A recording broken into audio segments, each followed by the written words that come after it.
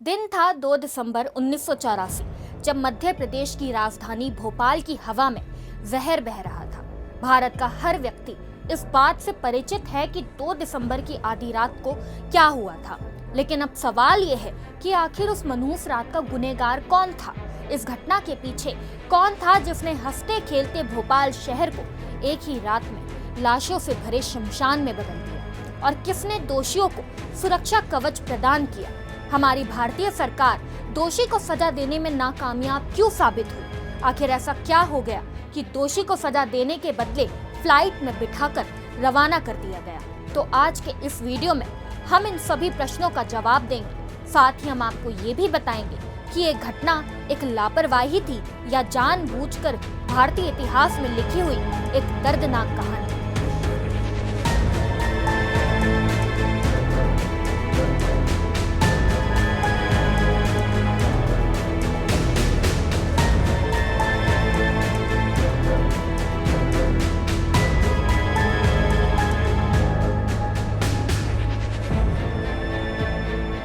नमस्कार, मैं हिमांशी राजपूत और आप देख रहे हैं सुदर्शन इतिहास। दुनिया की सबसे भीषण औद्योगिक त्रासदी भोपाल गैस त्रासदी को 39 साल हो गए हैं, लेकिन आज भी भोपाल वासी इस दर्द से बाहर नहीं निकल पाए हैं, या फिर ये कहिए कि ये दर्द एक तरह से उनके हृदय में एक कोना पकड़कर बैठ गया है। बात है 2 दिसंबर 1984 की। अंधेरी और ठंडी रात को भोपाल शहर के बीच बसी यूनियन कार्बाइड कंपनी में कुछ वर्कर्स काम कर रहे थे। अचानक उन्हें अपनी आंखों में जलन महसूस होती है और देखते ही देखते उनकी तकलीफ बढ़ जाती है। आंखों के जलने के साथ साथ अब खांसी भी आने लगती है। कंपनी में जब मजदूर थोड़ी छानबीन करते हैं तो पता चलता है कि कंपनी के प्लांट्स मिथाइल आइसोसाइनाइड गैस का रिसाव हो रहा है और धीरे धीरे ये गैस अब पूरे भोपाल शहर में फैलने लगती है। और फिर शुरू होता है मौत का तांडव, क्योंकि अब ये गैस हवा में मिलकर लोगों के घरों में घुसकर लोगों की जान ले रही थी। इस घटना में हजारों लोगों की मौतें हो गई और लाखों लोग इससे प्रभावित हो गए। मिथाइल आइसोसाइनाइड एक जहरीली गैस है जो सीधा आपकी सांस की नली पर हमला करती है, और अगर इसे सूंघ लिया जाए तो इंसान स्लो डेथ की तरफ बढ़ने लगता है, यानी तड़प तड़प कर उसकी मृत्यु हो जाती है। ये गैस यूनियन कार्बाइड की फैक्ट्री से लीक हुई थी। ये अमेरिकन कंपनी थी जो रसायन बनाने का काम करती थी और भारत में इसे 1969 में स्थापित किया गया था। बता दें कि ये पहली बार नहीं था जब इस कंपनी में कोई हादसा हुआ। इससे पहले भी इस फैक्ट्री में कई हादसे हो चुके थे, लेकिन लालच की चाह ने इन हादसों को नजरअंदाज कर दिया, जिसका दुष्परिणाम पूरे भोपाल शहर को भुगतना पड़ा। सन 1981 में एक वर्कर ने फोर्सडीन गैस सूंघ ली थी, जिसके चलते उसकी मौत हो गई, लेकिन उसकी मौत को नजरअंदाज किया गया, कोई सुनवाई नहीं की गई। फिर 1994 में एक बार फिर फोर्सडीन गैस लीक हो गई, जिसमें 24 वर्कर्स मारे गए, लेकिन फिर भी फैक्ट्री को कोई फर्क नहीं पड़ा। इससे पहले 1992 में एक इंजीनियर मिथाइल आइसोसाइनाइड की चपेट में आने से 30% तक जल गया था, लेकिन इसके बाद भी कोई कार्रवाई नहीं की गई। इस फैक्ट्री में जहरीली गैसों का रिसाव होता रहता था, जिसकी शिकायत भी की गई, लेकिन इन शिकायतों को नजरअंदाज कर दिया जाता था, क्योंकि हमारे सिस्टम में जब तक कोई बड़ी घटना नहीं घटती, कोई नींद से जागता ही नहीं है। यानी कुल मिलाकर बात की जाए तो सरकार को नींद से जगाने के लिए कम से कम कुछ लाशों का गिरना जरूरी है। गैस के लीक होने की वजह थी टैंक नंबर 610 में जहरीली मिथाइल आइसोसाइनेट गैस का पानी के साथ मिल जाना। इससे टैंक में दबाव बन गया और वो खुल गया। फिर इससे निकली वो गैस जिसने हजारों की जान ली और लाखों लोगों को विकलांग बना दिया। इस तरह के हादसे के लिए कोई तैयारी नहीं थी।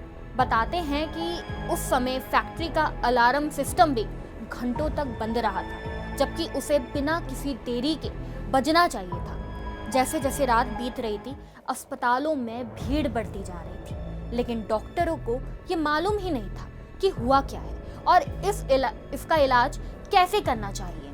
इस हादसे का मुख्य आरोपी था वॉरेन एंडरसन, जो इस कंपनी का CEO था।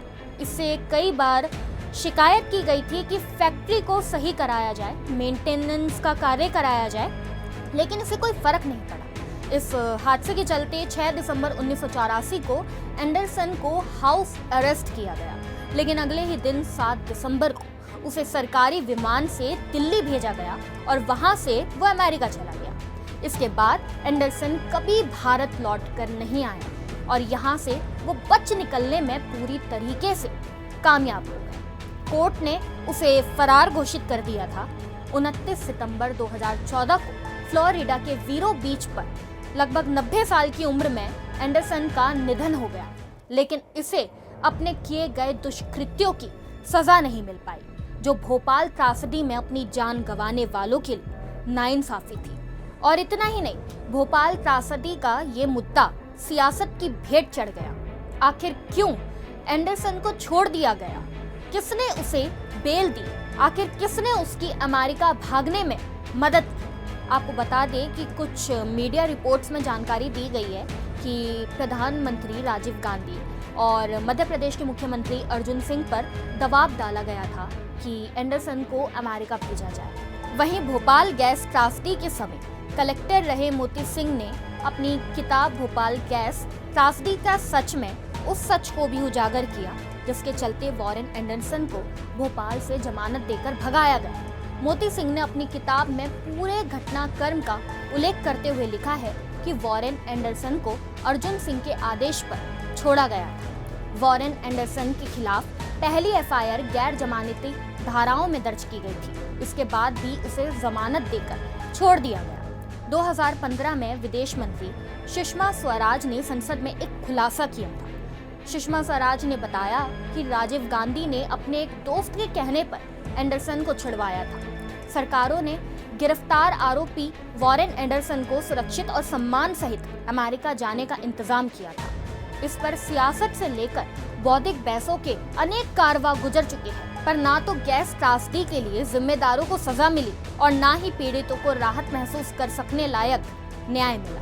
भोपाल गैस त्रासदी ने हमें ये सिखाया है कि सुरक्षा में कमी और उद्योगों के उपयोग में लापरवाही की कीमत बहुत ही महंगी हो सकती है। इसका सबसे बड़ा सबक है कि मानवता के प्रति हमारी जिम्मेदारी को हमेशा महसूस करना चाहिए, ताकि इस तरह की घटनाएं फिर से ना हो। अब मैं आपसे विदा लेती हूँ और मिलती हूँ अगली वीडियो में। जय हिंद, जय भारत।